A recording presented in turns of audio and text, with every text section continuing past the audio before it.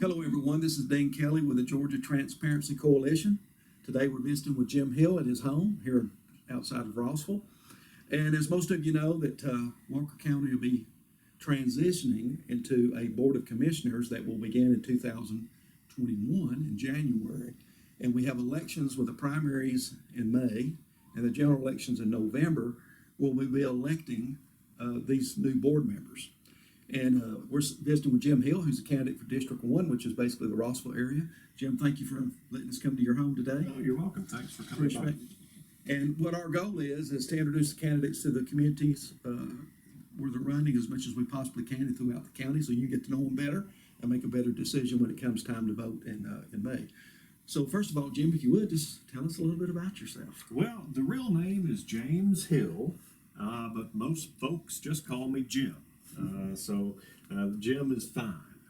As you will see on my signs and all of that, I'll have Jim in the quotation marks to let you know that's what you're going to call me. I'm married to my best friend. Come next year in March, we'll be married 30 years, Paula and I. Wow. Oh yeah. Now, you don't hear that too often anymore. The folks don't make it past 2 or 3. We've been married 30. Our son, he lives down in Cedartown, Georgia, with his wife Christian and our grandsons Michael and Logan. And I'm from here. Born in Chattanooga, moved down here as an infant, lived over in Chattanooga Valley growing up, went to the elementary school. Back then, we didn't have a middle school. Right. We just had a building that we called the middle school, and went to Chattanooga Valley Elementary, high school, and then took courses at Columbia School of Broadcasting, and started a career. And that career has been, real nice to me. It's taken care of me. Did some on-air work for years, and literally got tired of getting up at 3 o'clock in the morning, and decided I got to do something else with this career. So now I write commercials. That's what I do. Oh, wow. I didn't know that. Yeah, I write commercials, and I'll produce those commercials for clients all across the Tennessee Valley. Well, fantastic. Yeah, so it's been nice. It's been nice being able to stay at one location. I've been working for them since 1993. Well, that's unusual at today's time still. Yeah, you end up with 4 or 5 different employers over the years. Some might do more, but I've been blessed. I've been real blessed. Well, everyone has a different reasons that motivates them to want to run for public office, and and I appreciate and respect anyone that does that, because I know what those challenges are. So you have to be motivated to want to run. Oh yes. So just take a minute and or however much time you need, and just explain to us why you're running. The north end of the county, Rossville and Fairview, has been neglected for a long time. And we were hoping that with the current commissioner coming in, we would get more action here on the north end. And it just hasn't happened. We've seen small things, but not the big things that we need up here in Rossville. Rossville is the only part of the county that has EPB fiber optics. Yeah, that's a big deal. That's a big deal. For businesses, that's humongous. So one of the biggest concerns that we had with Commissioner Whitfield is that the blighted homes and buildings, it's just taking forever for them to get anything done. They put 10 homes and businesses, and buildings on the list for the entire year. We've got more than 10 in the county. It's going to, take decades. Do you have any idea how many homes there are? No. That more than you can count. More than you can count. And if you simply just drive through Rossville, now granted that's inside, if you're going down McFarland, that's inside the city of Rossville, and they're dealing with their own. But once you get outside the city and you see all of these homes that are just neglected, bringing down property value, and nothing being done, We've got to change that. We've got to make it so that your property value, my property value goes up and not down. That's a big thing. And let's put it to you this way. If you're driving through Wilson Road or you're going over through Fairview and you see all of these blighted homes and buildings and just run down, in your own mind, would you stop and say, this is a place I want to live? Yeah. Nobody would. Mm-hmm. Nobody would. You just drive through and you go, I don't want that beside me. I don't want something run down. So we've got to work on that. We've got to get that better. You know, the other thing, we've got to change the stigma for the North End as well. Because, you know, Rossville being the primary city on the North End, what was it? What do people always call it? Las Vegas. Las Vegas. You know, you had those bingo shops and you know, gambling center there that fell in. Yeah. Took a while to get that place torn down, but we've got to change the stigma. And Rossville's doing a good job of starting that progress. You've seen the new Amigos restaurant there on McFarland. There is a lot of work that's being done at the old Peerless Mill. Folks, I know when you're driving by, you're going, oh, that old building, it just looks terrible. Be patient just a little bit. I think this is for him. There's a lot of things going on there that you can't see from McFarland. Prater's flooring is in there. John's making a lot of improvements with that facility and eventually bringing more jobs to the area. Now, what do we want to see up and down Wilson? You know, the Wilson Road Neighborhood Group fought for a long time to keep the laundromat on James Street from opening. And one of the biggest concerns was that people walking up and down James, there's no place to walk. And walking up and down Wilson at night, man, it gets dark. Just the other night, and it scared the dickens out of me because Paula and I were headed home, and the police are outside the MAPCO there on James Street. And granted, this young boy decided to take a candy bar and some milk out of MAPCO and take off running without paying. Well, he got hit. A car actually hit him. Wow. And the driver of that car, we stopped and helped our buddy with Rossville PD, and the driver of that car was just shook up. These are the things we're talking about. There's not enough lighting down through there. There's nowhere to walk down through there. Has the county helped with anything down through there? No. We got to work on that. We've got to work on that. That brings up a good, interesting point. Of course, there's been some controversy in the right word, some discussion and debate about what's the best way to fund Yes. the lighting for that area there.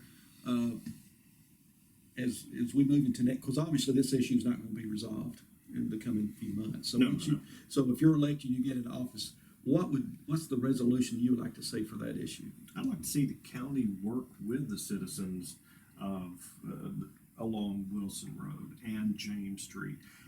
Have a forum, get together, see what the biggest concerns are. Me, I wouldn't mind paying the $3.98 a year For the special tax for the district. special tax district. That doesn't hurt my feelings at all. If I can afford to go out and get a gallon of milk, I can afford to pay $3.98.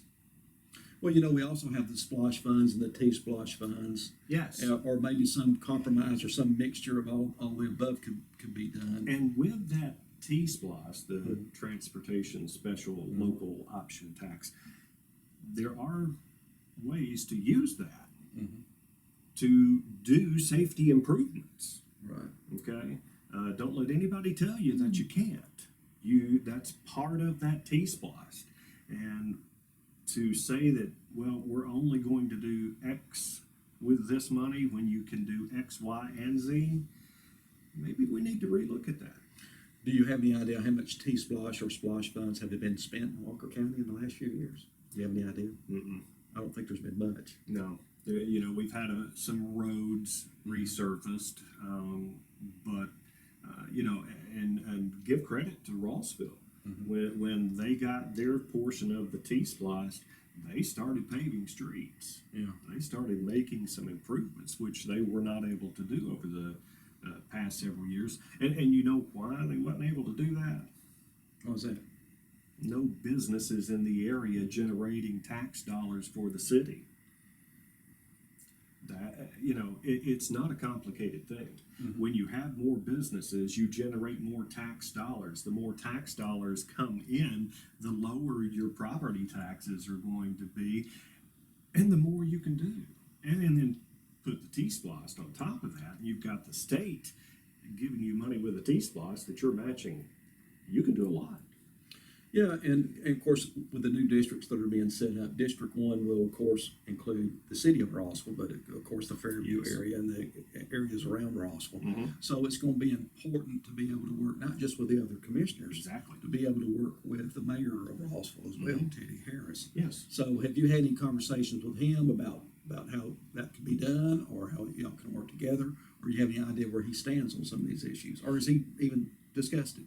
He's not reached out, and I've, be honest with you, I've not reached out to him. It's awful early. But I know that Teddy and I have a good relationship, and calling him and talking with him is not a problem. So, and that's a key thing. That's a key thing. Being able to communicate and talk about the issue.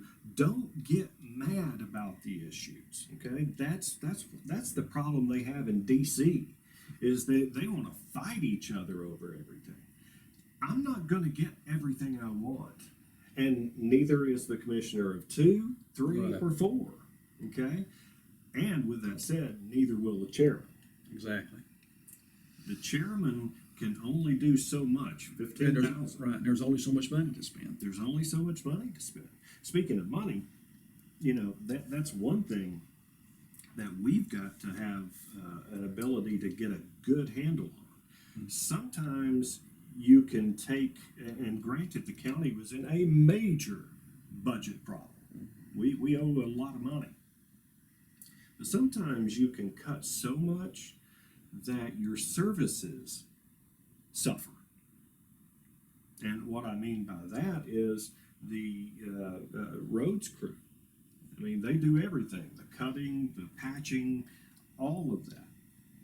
On Glentana, it only got cut twice this entire summer. And that allowed those weeds to grow out and over, and that pushes cars to the middle, and it's a small road as it is. We've got to do a better job of making sure our departments have the money that they need. If you cut so much that you can no longer provide services, are you doing a service to the citizens, or are you hurting them? Exactly. Well, yeah, government's about serving people. It's about serving people. About serving people, and budgets are important, and living within those budgets are important. But Oh, yeah. ultimately, it's about serving people and taking It care of what is. those needs are. It is. One of the criticisms that I hear about the Board of Commissioners is that with the board, obviously, you're going to have someone from Chickamauga area, Lafayette area, and then, of course, District 4 is going to be a very large area that Yeah, will it is. take in the mountain in Chattanooga Valley all the way down to the county line. Oh, yeah. So one of the criticisms I hear is that each commissioner is going to be looking at their own self-interest in their own communities and not be able to cooperate and work together. I don't think that's going to be an issue. It's not going to be an issue because, yes, I will be looking out for Rossville and Fairview, but I also have the responsibility to look out for the entire county. Okay? Just because you're a District 1, District 2, 3, or 4 commissioner doesn't mean that you also need to be ignoring everything else. The county as a whole, and we have to work together as a whole. If a commissioner from District 2 really needs something, then it's up to 1, 3, and 4 to listen. Absolutely. And if you don't, then you're not being much of a commissioner for your district or the county. Well, looks at it, everyone's gonna have to be able to work together, and pragmatism and compromise are two words that we're gonna have to hear a lot of. Did you just say compromise? Yeah, absolutely. That's, folks, it's not a dirty word. It's not a dirty word. Compromise is not a dirty word. No, you're gonna have to. If After all, you our want- founders had to compromise. Yes, if you want to get anything done, remember I said I'm not going to get everything that I want. The other 3 commissioners plus the chairman, they're not going to get everything they want, but when we work together, we can do what's best for the county. Absolutely. Well, one last question and we'll Sure. go. What would you like the voters out there to know about you before we end this interview, about you personally, or about your goals when you run in office, or what your ambitions are? Understand that the 4 commissioners, District 1, 2, 3, and 4, they're not running for this for the money. Absolutely not. Okay? This is not the high paying, make a career living job. We're running because we love our county. Check out this We're- info. Check out that info. Yeah. We're running because we want to see Walker County grow, both in business and residential. And one other issue that we really have to get under control, and trying to get an answer, and I hadn't got it yet. If you remember back in 17, we had a boil water Yes. alert. Because all of a sudden our filtration plant, we found out we really don't have a filtration plant. We thought our water company was the shining star of our community when everything else was having financial issues. Then we found out it wasn't the shining star we thought it was. It's not such a shining star, and we're still paying a lot of money for those filtration trucks. Right. We've got to get a remedy for that. Absolutely. We've got to get a remedy for that. So if you live, now again, that's not for those that have Tennessee American. But if you have Walker County Water and Sewage Authority, that's a big thing. That's a We've big got to issue. get that. We've got to get that. That's a huge cost on the county. Does it mean we're going to have to bite the bullet and get things going at the filtration plant? Probably so. Probably so. Probably so. Nobody wants to say that. They want to, oh, well, no, we've got to get it fixed. It's going to cost money. We've got to get it done. Absolutely. Now, as for me, I'm just an old country boy. I don't do anything fancy. I like gravy and biscuits on the weekends, and having a hamburger every now and then. Don't we all? Yes, we do. Well, you heard from Jim Hill, candidate for District 1 County Commissioner here in Walker County as we transition to a Board of Commissioners in 2021. Hopefully that helps you get to know Jim a little bit better, and you'll be hearing more from him in the future, early next year. Thank you so much for listening and watching.